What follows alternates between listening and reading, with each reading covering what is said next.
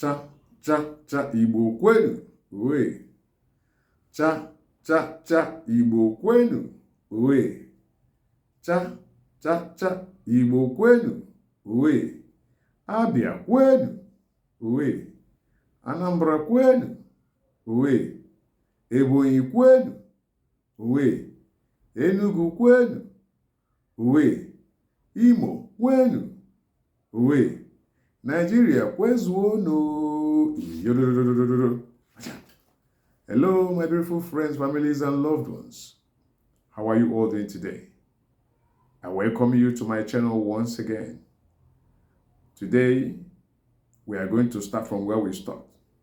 Okay? I am your regular host, Mazi Bio, a full-fledged Igbo son and teacher of Igbo language, culture, and traditions, including general issues that affect our lives in society, the lives of the Igbo and the lives of the non-Igbo. Okay, now let's start, or let's continue. All right, so then we have what is called, remember, we are on this segment that deals with names of animals, insects, birds, and other living creatures, both crawling and the ones in the river, the ones in the sea. So what the Igbo people call them, the names, they are called by the Igbo. Remember, that's what we are still on. Okay, we have Tello ant. Tello ant is somehow, do I call it brownish or pink? I say it's pink or brownish. You see, you find them on mango trees, on all these trees that bear fruits. That's where they usually are, and attack anyone that climbs to pluck the fruit from that tree. They are called in Igbo. The Tello ants are called Akbrido. Sorry, Akbride or Akbrido. So any of the two, either of the two, if you call Akbrido, it's still correct. If you call Akbride, it's still correct. Akbrido is spelled as A-B-R-A-D-O. Akbrido. Then Akbride is spelled as A-B-R-A-D-A. Both Akbrido and Akbride mean the same thing. They both mean Tello ant. Okay, so don't go to pluck that tree if you can't bear the pains from the bites of the Tello ants. Right, guys? Okay, now you have what we call worm. Worm. Okay, we know what worm is. Worm is called obo in Igbo. Obo. O-B-O. Obo in Igbo. Then we have what is called white ant. You find white ant in items like sugar, some other things that are edible. That's where they usually are. If you don't place those items, those edible items, you see white ants crawling here and there to feed from those edible items, especially sugar, adulterated honey. That's where you see white ants. Okay, now white ants is called ahụhụ ọcha.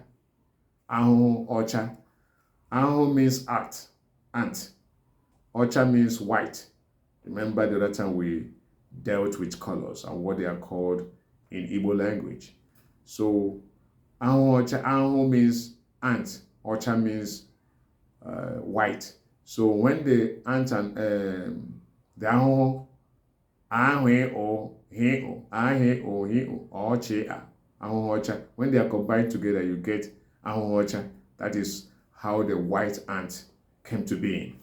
All right, the other one is called wasp. Called wasp. You see, in Igbo we call it ebu. A-B-U, ebu. They are very, very troublesome. They don't attack anybody who doesn't attack them. They don't trouble anyone who doesn't trouble them. So once anybody troubles them, they come in legion. And if you're not careful, if one of them stings you, if it stings you close to the eye, this place, that particular point will swell up and it gives you a total brand new look. All right. Okay. So now, the wasp, I say, is called Ebu. Some parts of Igbo land call it Evu. A-V-U. If you hear A-V-U or A-B-U, they are the same thing. ABU is the generally accepted Igbo name for wasp. WASP. Okay. Now, the other one is called praying mantis. We know how that praying mantis looks like. Always stays as if it's praying. Stays like this. Okay. So it's called, some people call it Ololo Epa, but the Igbo name for it is called, the Igbo call it, some Igbo call it Okodingolo. Okodingolo. Okodingolo. O-K-O-D-E-N-G-O-L-O. Okodingolo. Some call it Okwopo because of the position it stays at. It looks as if it's kind of boxing. Okwo means boxing in Igbo language. Boxing means Okwo in Igbo language. Okay, so some call it Okwopo, or some call it Okodingolo, while some parts of the Igbo call it Ololo, Oli. The three of them, the three names mean the same thing. They all mean praying mantis. All right. Okay, then you have the other one called snail. We all know what snail is. Snail is called Eju in Igbo, Ejuna in Igbo, Ejula in Igbo. Eju is spelled as A-G-U. Ejula is spelled as A-G-U-L-A. Ejuna is spelled as A-G-U-N-A. Three of them mean the same thing. They all mean snail. Okay, that's what the Igbo call snail. Eju is the central Igbo name for snail. Okay, you can still call it Ejula or Ejuna. Three of them mean the same thing. Okay, the other one is called codfish. Codfish is the same thing as stockfish. The Igbo call codfish Ukuroko. A lot of you who don't speak Igbo have heard or even tested codfish once in your lifetime, at least once in your lifetime. So the Ukuroko is spelled as, that is the codfish or stockfish, is spelled as O-P-O-R-O-K-O, Ukuroko. All right, so let's continue. The other one is called fish. Fish is called azu in Igbo. Aze or azu. Okay, everybody knows what fish is. Okay, we have what is called crayfish. Crayfish in Igbo, in Central Igbo or generally accepted Igbo language, is called Esha. Esha. Okay. Some parts of the Igbo, especially people from Imo State, call it Ayeya. Ayeya. Spelled as Ayeya. Ayeya. Not Ayeya. Ayeya. Ayeya. Not Ayeya. Ayeya. Ayeya. Ayeya. Some you can still call it Ayeya. Ayeya. See the same thing. All right. But bear in mind, this is not the generally accepted Igbo name for crayfish. The accepted Igbo name for fish, as I said, is called Esha. Esha. Okay. Now, the other one is called crab. Crab. C-R-A-B. Crab. Crab is called Nshiko. Nshiko. Nshiko is spelled as N-Sh-A-K-O. N-Sh-A-K-O. That's Nshiko. That's what the Igbo call crab. Okay, the other one is called prawn or shrimp. Those big crayfish, the big size crayfish, tiny crayfish, they are called, they are called shrimps or prawns. So what the Igbo call them, this either shrimps or prawns. Shrimps that either America people call it shrimp, or British people call it prawns. I wouldn't know, but they both mean the same thing. They are referring to giant crayfish, and they are called Oporo in Igbo. Oporo, O-P-O-R-O, Oporo. Okay. So the other one is called housefly. Housefly, we all see a housefly, the way it disturbs us when we are eating, especially in a dirty environment.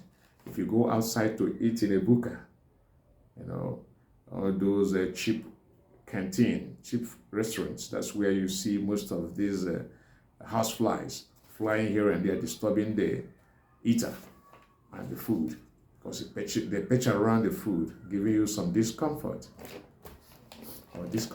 anyhow. So we call it EG. Some parts of Igbo call it EGG. EG is spelled as EGE. EGG is spelled as EGEGE. EGG.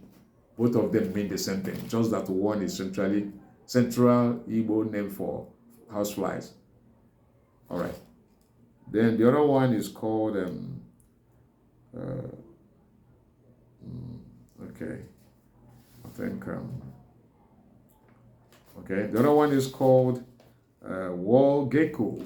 Wall gecko. Wall gecko is called Ncheke Obama.